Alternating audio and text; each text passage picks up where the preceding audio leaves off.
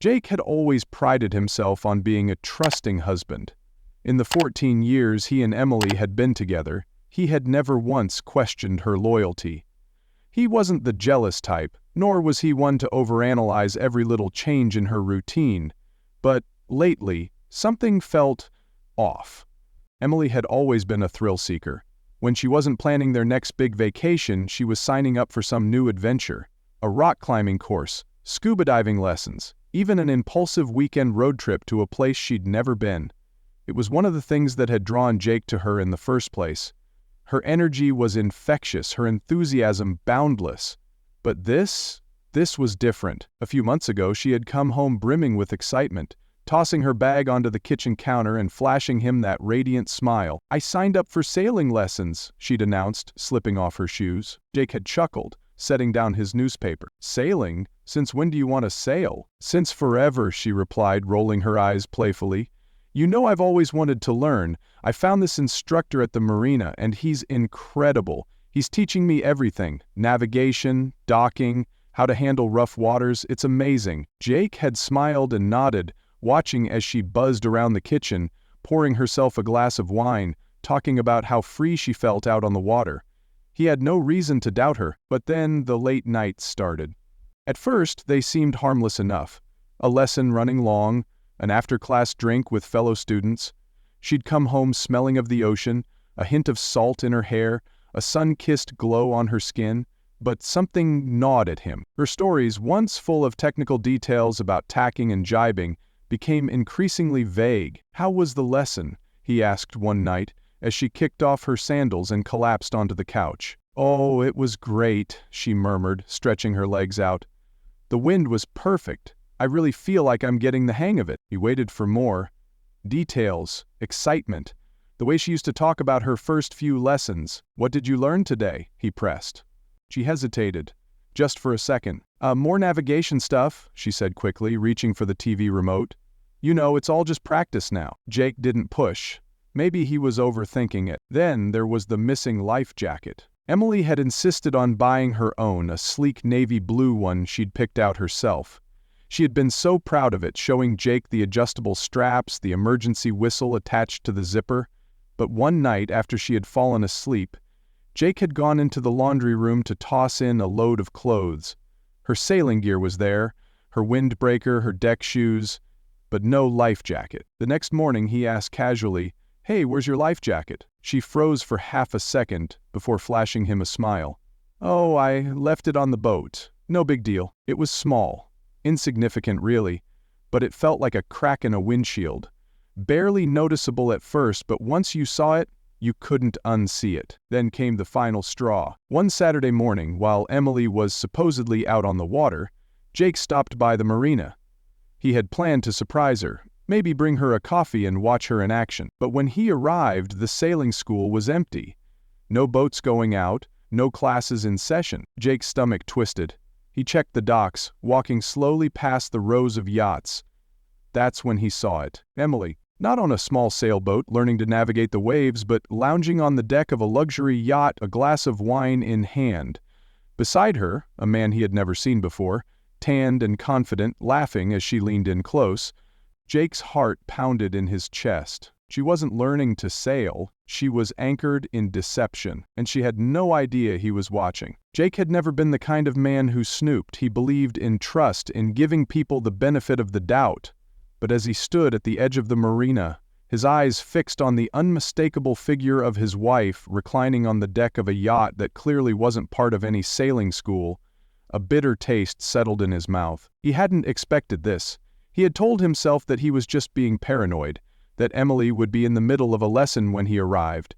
He had even bought her a coffee, the heat of the cup now searing his palm, a mocking reminder of his foolishness. Yet here she was. She wasn't struggling with ropes or studying a navigation chart. There was no instructor beside her, no fellow students laughing as they learned to handle the wind. Instead, she was stretched out on a cushioned sunbed, her long legs crossed, a half-full glass of white wine dangling from her fingertips. Her laughter drifted across the water, light and unburdened. And then there was him. Jake narrowed his eyes at the man beside her. Mid-40s, salt and pepper hair, an expensive linen shirt unbuttoned just enough to show off a tan that suggested a life of leisure. He sat with an ease that came from knowing he had nothing to hide. Jake watched as the man leaned in, murmuring something that made Emily throw her head back and laugh. A laugh that used to be his to hear. The sight of it sent a dull, burning ache through Jake's chest. For a long moment he simply stood there, feeling as though he had stepped outside of his own life. He wanted to turn away, to pretend he hadn't seen, to give himself a few more hours of blissful ignorance. But the damage was done. The trust, once solid and unshakable, had already cracked. Jake took a slow breath, forcing himself to think. Reacting on impulse wouldn't help him now. He needed to be smart. Reaching into his pocket, he pulled out his phone. His hands were steady despite the storm raging inside him. He opened the camera, zoomed in, and snapped several pictures.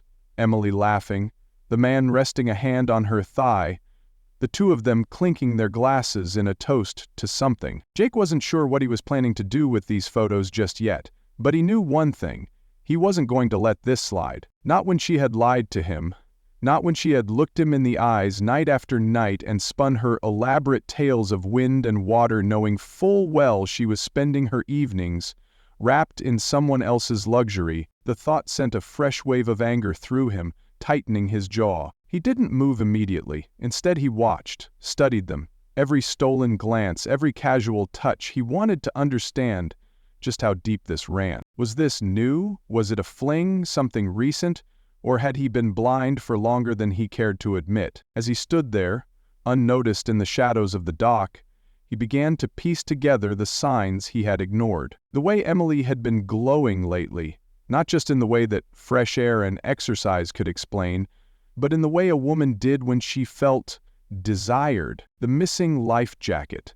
A small detail at the time, but now he wondered if it had ever been on a sailboat at all. The growing distance between them, the way she had started coming to bed later, brushing off intimacy with tired smiles. Jake clenched his fist around the coffee cup, the cardboard creasing under the pressure. How long had she been doing this? And how much longer would she have continued if he hadn't followed her tonight? His heart hammered in his chest as he made a decision. He wasn't going to wait. He wasn't going to let her come home with another story of strong winds and tricky currents while her skin still carried the scent of another man's cologne. He was going to confront her now. With measured steps, he made his way down the dock, his shoes silent against the weathered wood. The yacht was moored only a few feet away, bobbing gently with the rhythm of the water. As he drew closer, he caught snippets of their conversation. "Should take you to St. Bart's next time," the man was saying, his voice smooth, practiced. "We could sail along the coast, find a private spot just for us." Emily sighed, swirling the wine in her glass. "That sounds perfect." Jake swallowed hard.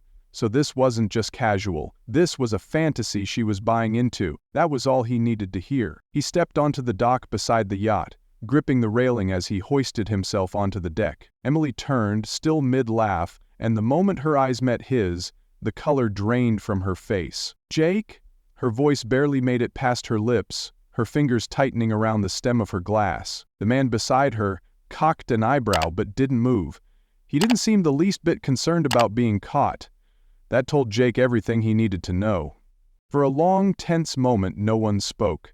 The only sounds were the distant hum of the marina and the gentle lapping of waves against the hull. Then Jake tilted his head slightly, his expression unreadable. "How's the sailing going?" Emily blinked, her mouth opening, then closing again as she scrambled for words.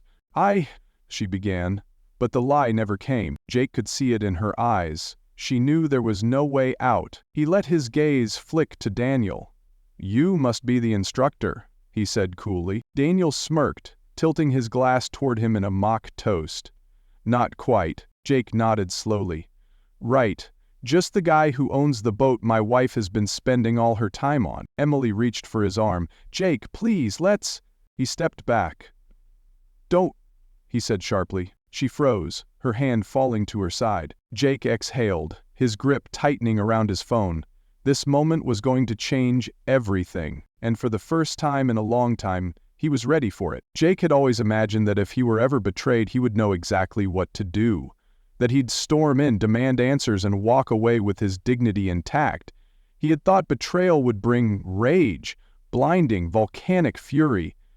But standing on the deck of another man's yacht, watching his wife flinch under his gaze, he felt something altogether different. It wasn't anger that gripped him first, it was clarity. Emily had lied, repeatedly, and not just with words, with actions, with her choices, with the stolen hours she had spent on this very deck, drinking wine and basking in the attention of someone else. Daniel, the yacht owner, didn't even look surprised to see him. That was the worst part. He leaned back against the cushioned seat, fingers lazily tracing the rim of his glass. There was no guilt in his expression, no shame, just the kind of arrogance that came with knowing he was the other man and believing he was untouchable. Jake exhaled slowly, his hands flexing at his sides. He could hear his own heartbeat pounding in his ears. Emily took a cautious step forward. "Jake, please, let's talk." He lifted a hand, cutting her off. "Talk?" His voice was measured, but there was an edge to it, razor sharp. "That's funny, I thought we already talked. About your sailing lessons." She swallowed hard. I was gonna tell you." That made him laugh, a cold, humorless sound. "Really? When? Before or after you sailed off into the sunset with him?" Daniel finally spoke, his voice rich with amusement. Now, no need for dramatics." Jake turned to him slowly, eyes narrowing. "Dramatics?" His voice was low, dangerous. "You think this is dramatic?" Daniel smirked. "I think you're overreacting." And just like that, the fury hit. Jake's hand moved before he could stop himself. The coffee cup, forgotten in his grip, slamming onto the table between them. The lid popped off, hot liquid sloshing across the smooth surface. Daniel flinched, just slightly, but the smirk remained. Jake leaned in. "You don't get to tell me how to react, Daniel." He spat the name like it was poison. "You don't get to sit there in your overpriced linen shirt and act like this is nothing." Daniel shrugged, dabbing at his now wet sleeve with a napkin. "Listen, man, your wife made a choice." Jake's eyes snapped back to Emily, who stood frozen, guilt painted across her face. "Your wife made a choice." She had. The realization hit him like a sucker punch. This wasn't just about the affair. It wasn't about one bad decision or a mistake she regretted. Emily had chosen this. Every lie she told, every night she had come home smelling of the ocean, every story she had spun about learning to navigate, she had chosen to keep doing it, to keep deceiving him. To sit here now, on this yacht, basking in stolen intimacy, as if she had every right. Jake straightened, running a hand down his face. "You know what's funny?" His voice was almost calm now. "I actually believed you." Emily flinched. "I believed every story you told me," he continued, his voice growing steadier. "I ignored my gut when it told me something was off. I gave you the benefit of the doubt because that's what a good husband does. That's what I did." He let out a breath, shaking his head. "And the whole time you were here, doing this." Emily's eyes filled with tears. "Jake, I never meant." "Don't," he shook his head. "Don't stand there and feed me another lie." She hesitated, and that hesitation told him everything he needed to know. If she had any truth left to offer, she would have blurted it out. Instead, she was searching for a way to soften the blow, to manipulate the words just right. He was done listening. Jake reached into his pocket, pulling out his phone. He tapped the screen a few times, then turned it toward Emily. The pictures he had taken earlier, her and Daniel, laughing, drinking, touching, glowed in the dim deck lights. Her breath hitched. "Jake?" He lowered the phone, his grip tightening. "I hope it was worth it." Emily's face crumpled. "I don't want to lose you." Jake let out a slow breath. The pain of hearing that was almost unbearable, but he forced himself to say the words he knew needed to be said. "You already lost me." For the first time that evening, Daniel's smirk faltered. Perhaps he had expected Jake to shout, to punch him, to throw a tantrum like some scorned fool. But this calm, deliberate finality? It unsettled him. Jake turned away from them both, stepping off the yacht and back onto the dock. The cool night air hit him, but it did nothing to numb the ache in his chest. Behind him, Emily made a small, desperate sound, half a sob, half a plea. "Jake, please, don't walk away like this. I made a mistake." He paused at the edge of the dock, looking over his shoulder. "Mistakes happen once," he said, his voice quieter now. "You made a decision." Over and over again. Then he walked away. He didn't rush. He didn't storm off like a man overcome by emotion.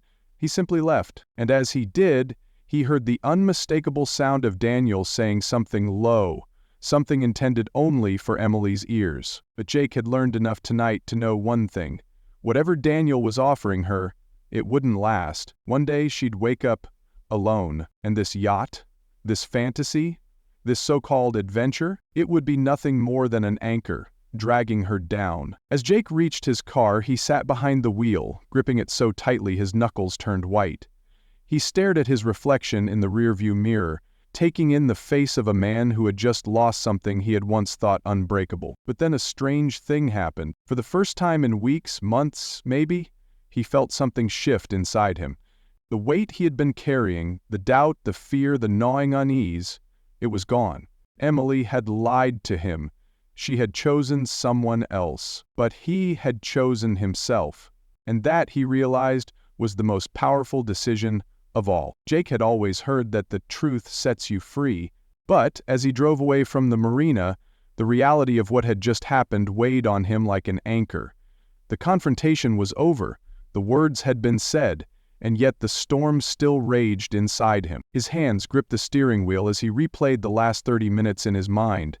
The shock in Emily's eyes, the smug indifference on Daniel's face, the way her voice cracked when she realized there was no talking her way out of this one. She had tried, though. God, she had tried. "Jake, please, don't do this." The words echoed in his head, and with them came a hollow laugh. He wasn't the one who had done this. He wasn't the one who had stepped onto a stranger's yacht and let deception fester like rot in a marriage that had once felt unshakable. He wasn't the one who had thrown it all away, but that didn't mean he was unscathed. The first cut. Jake didn't go home right away. He couldn't. Instead, he found himself pulling into the parking lot of a late-night diner, the neon sign flickering in the darkness like a beacon for the lost and broken. He sat there for a moment, gripping his temples, trying to force himself to feel something other than this crushing numbness. The waitress, a woman in her 50s with tired eyes and a kind smile, didn't ask questions when she approached his booth. "Coffee?" "Yeah," Jake muttered, rubbing his hands together. "Black." She nodded and disappeared, leaving him alone with his thoughts. His phone buzzed on the table. "Emily." He stared at her name on the screen, watching as the call rang out. When it ended, another followed, then a text. "Jake, please answer." "We need to talk." His jaw tightened. He picked up the phone and, without opening the message, deleted it. Then he blocked her number. She had all the time in the world to talk before tonight. Now, he didn't owe her a damn thing. Jake had never been one for social media, but Emily had always been obsessed with appearances. She loved curating the perfect image of their lives. Happy vacations, date nights, anniversary tributes that, in hindsight, now felt like cruel irony. And so, it wasn't long before the first cracks in her carefully constructed world began to show. The next morning, Jake woke up to 3 missed calls from his sister, a string of unread messages from friends, and a single email from Emily's best friend, Claire. "Claire, Jake, I don't know exactly what happened, but Emily is a mess. She says you left her, but she won't explain why. Please, tell me what's going on." He sighed, running a hand over his face. So Emily had already begun rewriting the narrative. He could picture it now, the teary-eyed confessions to her friends, the carefully chosen words designed to make it sound like he had abandoned her, not the other way around. But he wasn't going to play her game. Instead of responding, he got dressed and drove to work as if nothing had changed. Because, really, what was there to say? By noon, however, it was clear that the news had spread. His colleague Mark hesitated before stepping into his office. "Hey man," he started cautiously. "Everything okay?" Jake looked up from his computer. "Fine. Why?" Mark scratched the back of his neck. Emily posted something this morning about how she's going through something difficult and how people shouldn't jump to conclusions. Just figured you should know." Jake smirked. Of course she had. She wasn't just protecting herself, she was trying to preemptively control the way everyone else viewed her. But what she hadn't realized yet was that he wasn't staying silent. That evening, Jake sat down at his desk, pulled out his phone and opened his email. He found the photos he had taken at the marina, attached them to a new message, and typed out a simple note. To our friends and family, there's been a lot of speculation about what happened between Emily and me. Since she's chosen to be vague, I'll be clear. Last night, I found her on another man's yacht, drinking his wine, enjoying his company, and lying about where she's been for months. Make your own judgments. And with that, he hit send. It didn't take long for the fallout to begin. First, a message from Claire. Claire, Jake, I had no idea. I'm so sorry. Then another from his sister, Lena. Jesus, Jake, I can't believe her. You okay? By the next day, Emily had deleted her social media accounts. Jake didn't take pleasure in it. Not exactly. But he did feel a sense of justice.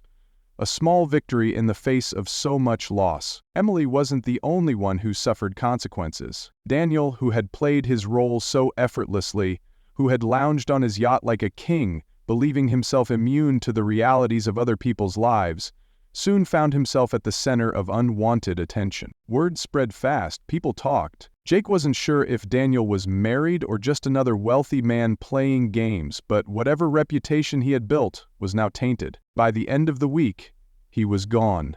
His yacht, once a symbol of luxury and secrecy, sat abandoned at the dock. No Emily, no charming laughter floating across the water. Just an empty vessel. Jake had spent years thinking of Emily as the woman who had it all together. She was confident, beautiful, always knowing exactly what to say. But as days passed, and her world unraveled, it became clear that she hadn't planned for this outcome. She had expected to keep everything: the love of her husband, the thrill of her affair, the admiration of her friends. Instead, she found herself adrift. Her friends distanced themselves. Daniel, whatever promises he had made, had vanished. And Jake? Jake had moved on without looking back. Jake hadn't expected to feel free so soon, but as he stood on his back porch a few weeks later, sipping a beer, watching the sun set over the horizon, he realized something. He wasn't broken. Emily's betrayal had hurt, but it hadn't ruined him, and for the first time in years, he felt like he could breathe. Because she had been the one lost at sea, not him, and now, she was the one drifting with no way back. The weight of it all should have been suffocating.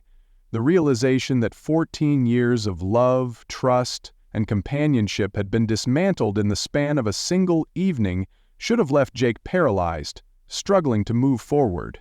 Yet, in the weeks following that fateful confrontation at the marina, he found himself breathing easier than he had in years. It wasn't just relief, it was clarity. The deception had been swept away, leaving nothing but cold, hard truth in its place. And as painful as that truth had been to witness, at least now he knew where he stood. Emily, on the other hand, was unraveling. At first she tried to maintain control of the situation, reaching out to him through mutual friends, crafting carefully worded messages that tiptoed around the reality of her betrayal. She was going through a difficult time. She had made a mistake. She wanted to talk. But Jake ignored every attempt, unwilling to give her the satisfaction of spinning another web of half-truths and emotional manipulation. The time for talking had passed. The moment she had chosen to step onto that yacht, to sink into another man's world while still wearing the ring Jake had placed on her finger all those years ago, she had silenced herself. Then came the real fallout. The carefully constructed image Emily had spent years perfecting, one of the devoted wife, the adventurous spirit, the woman who could do no wrong, was crumbling before her eyes. Friends who had once admired her were now whispering behind her back, exchanging knowing glances when she entered the room, stepping away from conversations they no longer felt comfortable including her in. The more people learned about what had really happened, the less sympathy she received. The stolen moments on Daniel's yacht had seemed so thrilling, so indulgent, so perfectly crafted in secrecy, until the secrecy was gone. And Daniel, he hadn't stayed. Whatever grand fantasy Emily had envisioned, whether it was some romantic escape, a whirlwind adventure, or even the illusion of a fresh start, it had all disappeared the moment Jake had walked away that night. Daniel, unwilling to shoulder the consequences of their affair, had simply left, cutting ties as soon as things became complicated. The yacht, once their floating paradise, now sat docked and abandoned, a ghost of its former significance. She had gambled everything, her marriage, her reputation, her stability, on a fleeting romance that had never been built to last. And now, she had nothing. Jake hadn't wasted time. He met with a lawyer the very next morning, determined to sever any remaining ties to Emily before she had the chance to manipulate her way back into his life. He wanted it to be clean, efficient, final. No dramatic arguments, no unnecessary emotional warfare, just the signature on the dotted line that would officially free him from the wreckage of their marriage. When Emily received the papers, she didn't react the way he expected. He had braced himself for anger, for guilt, tripping, for last-ditch efforts to mend what was already beyond repair. But instead, she showed up at his doorstep one evening, her eyes hollow, her once confident posture slightly hunched, as though the weight of her decisions had finally settled onto her shoulders. She held the envelope in both hands, fingers trembling just slightly. "So, that's it?" Her voice was quiet, lacking the fire that had once defined her. "You're really done?" Jake studied her for a long moment, searching for any sign that she understood, not just what she had done, but why there was no coming back from it. But all he saw was regret for the consequences, not for the actions themselves. "Yes," he said, his voice steady. "I'm done." For the first time in years, she had no response. She left without another word, and 3 weeks later the paperwork was finalized. Jake had expected to feel empty in the wake of it all. He had anticipated restless nights, mornings spent grappling with the echoes of memories that had once been cherished, the bitter taste of loneliness settling into his bones. But instead, he felt something else entirely. He no longer had to second-guess the woman beside him, no longer had to wonder if her stories were true, if her laughter was genuine, if the love she claimed to have for him still existed. The absence of Emily didn't feel like a loss, it felt like space. Space to breathe, to rebuild, to rediscover the parts of himself that had been overshadowed by the slow erosion of their marriage. He threw himself into work, into old hobbies he had once abandoned. He reconnected with friends he hadn't seen in years, took weekend trips just because he could, learned to appreciate the quiet moments of solitude that had once seemed daunting. And, the more time passed, the more he realized that his life hadn't ended the night he walked away from the marina. It had only just begun. Emily, however, was learning a different lesson. At first she had clung to the hope that time would fix things, that people would forget, that Jake would eventually reach out, that Daniel might come back and sweep her away into the world she had risked everything for. But none of that happened. The silence from Jake was absolute. He never called, never responded, never so much as looked in her direction when they crossed paths. And Daniel? She never saw him again. She had spent years believing she was untouchable, that she could have everything she wanted without consequence. But life had proved her wrong. She was alone now. The ocean that had once felt like an escape, an endless horizon of possibilities, now felt like a vast, unforgiving emptiness. And no matter how hard she tried, she couldn't find her way back. One evening, months after everything had unraveled, Jake found himself standing at the marina once more, watching the waves roll in and out, steady and unwavering. The place no longer held the weight it once did. It wasn't a reminder of betrayal anymore, it was just water. Just a place. He took a deep breath, feeling the crisp air fill his lungs. For the first time in a long time, he wasn't looking back. He was looking ahead. And for the first time in a long time, the future didn't feel uncertain. It felt limitless.